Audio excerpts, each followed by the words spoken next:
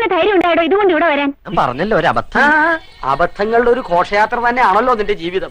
ശോഭാജി ഇപ്പോൾ എങ്ങനെയാണ് നമ്മുടെ മുന്നിൽ നിൽക്കുന്നത് എന്ന് പരിശോധിക്കാം. വളരെ വേദനയോടെയാണ് ഞാനിപ്പോ നിങ്ങളുടെ മുന്നിൽ നിൽക്കുന്നത്. അതിനൊന്നും ഇല്ലേ? ഇനി ഒരു തിരിച്ചുവരവുണ്ടാവില്ല ശശി. ഇവിടുന്ന് ഔട്ടായോ? അല്ലെങ്കിൽ തന്നെ മനുഷ്യ കത്ത് പിടിച്ച് നിൽക്കുക. കാരണം സിമ്പിൾ. പാലക്കാട്ടേക്കാണ് ബി.ജെ.പി. പ്രവർത്തകർ വോട്ടർമാർക്ക് പണം നൽകുന്നതായി ആരോപണം. പണം വിതരണം ചെയ്യുന്ന ദൃശ്യങ്ങൾ കോൺഗ്രസ് പുറത്തുവിടുകയാണ്. റിവേഴ്സ് പോകുമ്പോ ആ കണി ഞാൻ ഒന്ന് കണ്ടേക്കട്ടാ. എന്തിന്? കഷ്ടകാലം ആരംഭിച്ചോന്ന് അറിയാലോ. നന്നായി. അല്ലെങ്കിലും ശത്രുക്കളെ എനിക്ക് ഒറ്റയ്ക്ക് നേരിടുന്നതാണ് ഇഷ്ടം. ഒരു 10 മിനിറ്റ് കഴിഞ്ഞ് എന്നെ കണ്ടില്ലെങ്കിൽ 10 ആളുകളായിട്ട് അങ്ങോട്ട് വന്നോളൂ. ഈ വാർത്ത ശോഭാജിയുടെ ശ്രദ്ധയിൽപ്പെട്ടു. തെരഞ്ഞെടുപ്പിൽ പണം കൊടുക്കുന്ന ഒരാളാക്കി എന്നെ വേട്ടയാടാൻ നിങ്ങൾ പരിശ്രമിച്ചതിന്റെ വാർത്ത എന്റെ ശ്രദ്ധയിൽപ്പെട്ടു. എന്റെ ഈശ്വര, ഇങ്ങനെയുണ്ടോ മനുഷ്യര്? ഷൂട്ട് ചെയ്യുന്ന ക്യാമറ തട്ടിത്തെറിപ്പിക്കാൻ ശോഭാജി ശ്രമിക്കുന്നു. ഭയങ്കരമായ ആള്. കളിയാക്കല്ലേട്ടാ, കാരണന്മാരെ കളിയാക്കല്ലേ, പാമ്പെത്തു. തട്ടാത്തത് തട്ടും. ഇത് തെളിവാണല്ലോ എന്ന് പറഞ്ഞ് കാണിച്ചു കൊടുത്തപ്പോ അത് തെളിവൊന്നുമല്ല, തേങ്ങയാണ്. അല്ല സാർ, ആളറിയാതെ. ദൈവത്തിന്റെ ഒരേ കളികളെ. ഇനിയിപ്പോ ചേട്ടന്റെ കാര്യം പോക്കാ. അതാരാ? പോയാ മാറാത്ത കരണക്കുറ്റി മാറ്റുന്ന ചടങ്ങിലേക്കാണ്. നന്നായിട്ടുണ്ട്. കാണിക്കുന്നത് മുഴുവൻ ശുദ്ധ പോക്കർത്തരാട്ടോ. എന്താണ് ഈ ചന്ദ്രൻപിള്ളയുടെ വിജയരഹസ്യമെന്ന് ഞാൻ പറഞ്ഞു. ഞാൻ ഒരിക്കലും മറ്റുള്ളവരുടെ സൗഭാഗ്യങ്ങൾ തട്ടിയെടുക്കാൻ ശ്രമിച്ചിട്ടില്ല.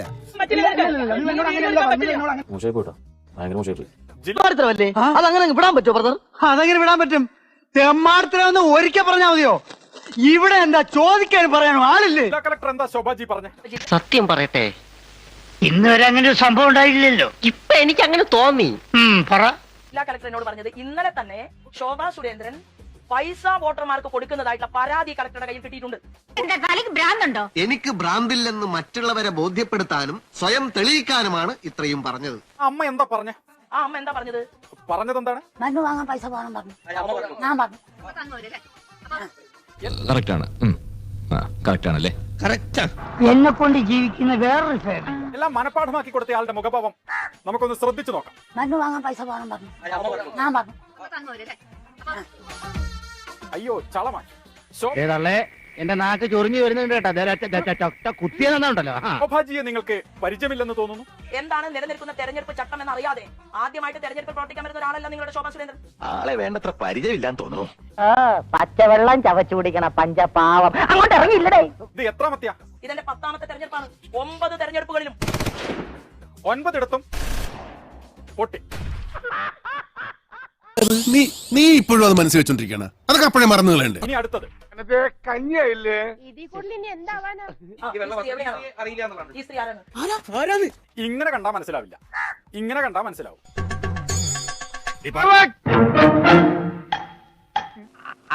അതല്ല ഉദ്ദേശം.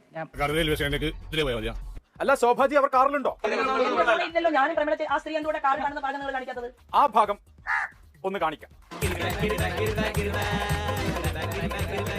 വേറെ ഒരു വഴിയില്ല ഗൈസ്, പെട്ടിരിക്കുകയാണ് നമ്മൾ ശരിക്കും. എന്താ രണ്ടുപേരും ഒന്നും മിണ്ടാ നിൽക്കുന്നത്? ഞങ്ങളൊന്നും കാണുന്നുമില്ല, കേൾക്കുന്നുമില്ല. ഞങ്ങൾ ബദിരനും മൂകനുമാണ്. അങ്ങനെ ഒരു സ്ത്രീയെ ശോഭാജിക്ക് അറിയില്ല. അപ്പൊ ഇതാരാ? ഈ ദൃശ്യങ്ങളിലുള്ള ഈ കാറിൽ ബാക്ക് സൈഡിൽ എത്തുന്നത് ആരാണേ? ഇതെന്താ സൂചേട്ടാ നാട്ടുകാർക്ക് ഇങ്ങനെ നോക്കുന്നേ? എന്താ ശോഭാജി നാട്ടുകാരൊക്കെ ഇങ്ങനെ നോക്കുന്നു? നിങ്ങൾ എന്തുകൊണ്ട് ഞാനൊരു സത്യം പറഞ്ഞ് വിശ്വസിക്കൂ. എനിക്കത് ഓർമ്മയില്ല. നീ ഒന്നും പണയണ്ട, വിഷമിക്കാതിരിക്കും. ഇതിലും വലുത് ഏതാണ്ട് വരായിരുന്നു. ഇങ്ങനെ തീർന്നെന്ന് കരുതിയാ മതി. ശരിക്കും കാറിൽ ആരെങ്കിലും ഉണ്ടോ? എന്റെ കാറിനകത്ത് ഇന്നത്തെ ദിവസം ഈ പ്രമേള ചേച്ചിയും ഞാനും അല്ലാതെ എന്റെ കാറിൽ ഒരാളുമില്ലല്ലോ. ഈ ഒരു അവസ്ഥയിൽ എങ്ങോട്ടാണ് ഇവരുടെ ഒരു പോക്ക്? ഒന്നും മനസ്സിലാവുന്നില്ല. അപ്പൊ ഈ ഇരിക്കുന്ന നീ, ഈ ഇരിക്കണം ഞാനില്ലേ? അത് ഞാനല്ല. ഇല്ലല്ലോ. എവിടെയോ കണ്ട് നല്ല പരിചയമുണ്ടല്ലോ. എവിടെയാണെന്ന് വല്ല ഓർമ്മയുണ്ടോ? അത് ഓർമ്മയില്ല. അതാരെങ്ങനെ കയ്യും കാണിച്ച് ചിരിക്കുന്ന?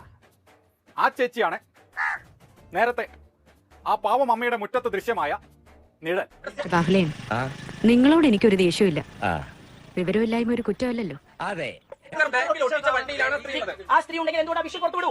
പുറത്ത് വിടാം. ഞങ്ങളുടെ വാർഡല്ലേ? ഞങ്ങളുടെ വാർഡല്ലേ? സന്തോഷായി, നല്ല സന്തോഷായി.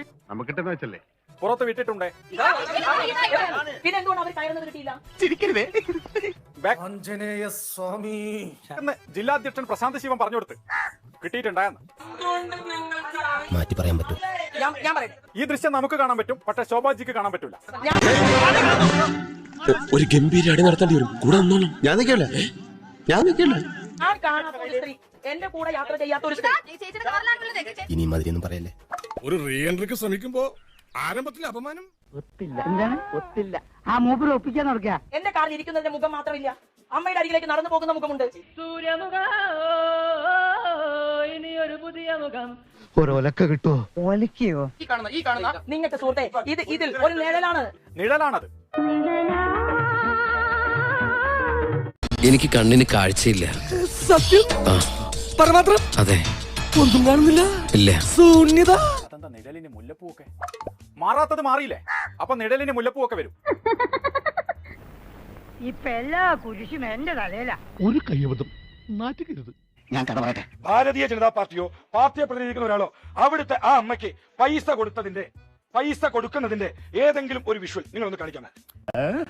അസൂയപ്പെട്ടിട്ട് കാര്യമില്ല. ഇങ്ങനെയൊക്കെ ചിന്തിക്കണമെങ്കിൽ സെൻസ് വേണം, സെൻസിബിലിറ്റി വേണം, സെൻസിറ്റിവിറ്റി വേണം, പിന്നെ എന്റെ വക സെക്സ്വാലിറ്റി വേണം. കാണിക്കണേ. കാണിച്ചു.